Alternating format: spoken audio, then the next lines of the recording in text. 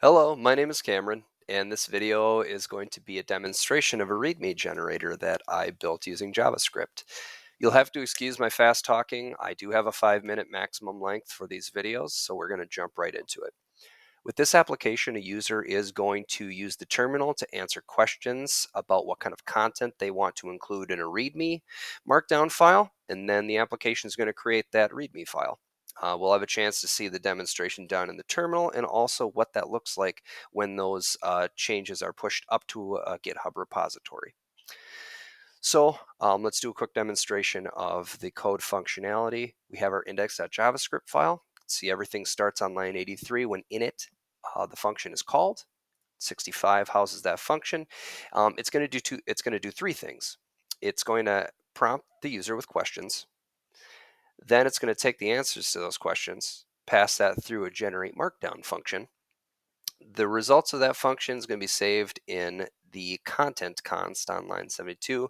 And then lastly, it's going to take the results that were saved in the content const, and it's going to pass them through essentially a write file function that's going to make that README.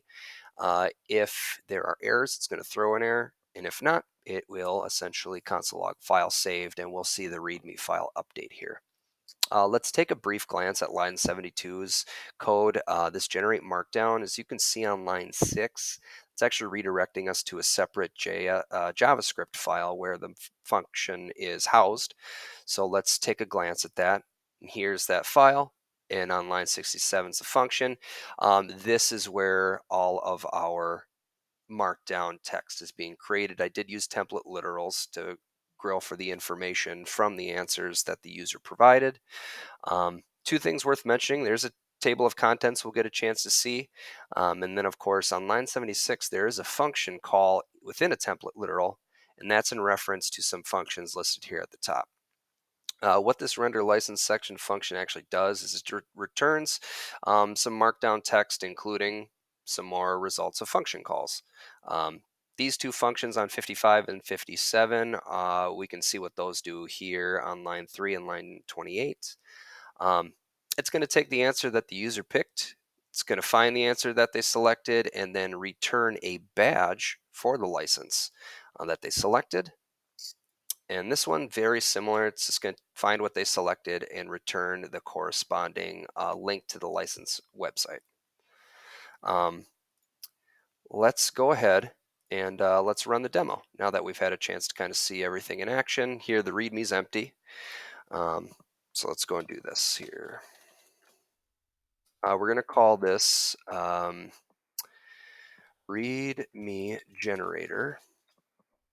I am just going to use some lorem ipsum placeholder for some of these input questions, just so that our markdown is robust for demonstration purposes. Here's our license question. I'm just going to do this first option here. You can see the fourth option is no license or not listed, so the user does have that as a fallback. Let's do my username, my email. As you can see, our README is populated with some good information here, and let's go ahead and push these changes. Call it demo test 4. All right, let's pull over my GitHub repository where these changes got pushed, and let's refresh the page. Awesome. As you can see, here we are in my README generator repository, and here's our recent push, demo test 4, and here it is, our README file being populated. You can see that we have our badge, the link. We do have some nice header styles applied.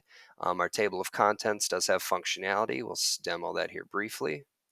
Go down, here's questions, and I did include a nice little return back to the top of the README file link here. So thank you for watching my demonstration. I hope you enjoyed.